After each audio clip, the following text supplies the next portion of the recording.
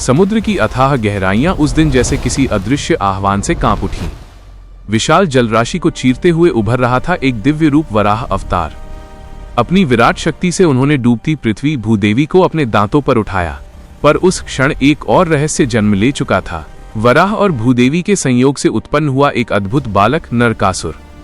भूदेवी ने अपनी संतानेच्छा से भरी आंखों के साथ वराह से कहा, प्रभु, ये मेरा पुत्र है, इसे कोई मार न सके, ऐसा वरदान दे। विष्णु ने धीमी रहस्य भरी मुस्कान के साथ उत्तर दिया, तेरा पुत्र तभी मृत्यु का द्वार देखेगा जब तू ही उसके वध में सम्मिलित होगी। भूदेवी उस वाक्य का अर्थ न समझ सकी, परंतु नियति के ग्रंथ में उसी क्षण उसकी संतति के अंत की लकीर खिंच चुकी थी। ब्रह्मा ने नरकासुर को प्रागज्योतिषपुर का राजा बनाया और आरंभ के वर्षों में वह धर्म, न्याय और सदाचार का पालन करने वाला एक उज्जवल शासक रहा। लेकिन काल धीरे धीरे उसके मन में ऐसा अंधकार बोने लगा जिसे कोई मिटा नहीं सका। शक्ति का नशा उसकी रगों में उतरने लगा। शुक्राचार्य की माया, तंत्र और रहस्यमयी विद्या ने उसे एक ऐसा बल प्रदान किया जिसके आगे देवता भी कांप उठे। फिर प्रारंभ हुआ आतंक का युग।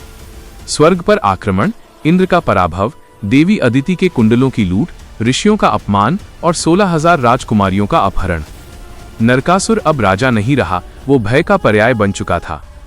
देवता, ऋषि और स्वयं भूदेवी जब कृष्ण के द्वार पहुंचे तो उनका स्वर कांप रहा था।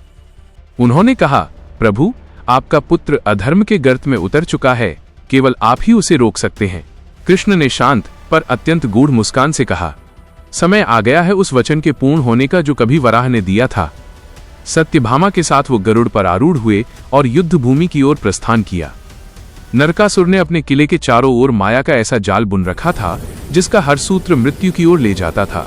बिजली की दीवारें, अग्नि पर्वत, दानवों की अपार सेना, पूरा साम्राज्य मानो एक जीवित अभिशाप बन चुका था। कृष्ण के सुदर्शन चक्र ने आकाश को अग्नि की रेखाओं से भर दिया। दानव सेना एक एक करके राख में बदलने लगी, परंतु जब कृष्ण ने नरकासुर पर प्रहार किया, वो प्रहार पलटकर वापस आ गया, मानो कोई अदृश्य शक्ति उन्हें रोक रही हो। युद्ध भूमि स्थिर हो गई। तभी सत्यभामा के भीतर कुछ जाग उठा।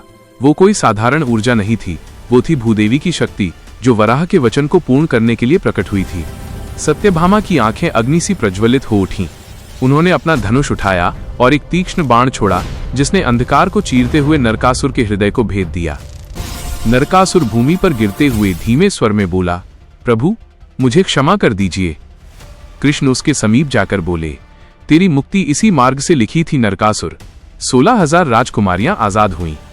साम्राज्य पर छाए अंधकार के बादल छंटे और उस दिन की भोर लेकर आई नई रोशनी जो बाद में नरक चतुर्दशी के रूप में मनाई जाने लगी। दोस्तों, कैसी लगी आपको ये कहानी? अगर अच्छी लगी तो हमारे चैनल को सब्सक्राइब करके बेल आइकॉन दबाना मत भूलना।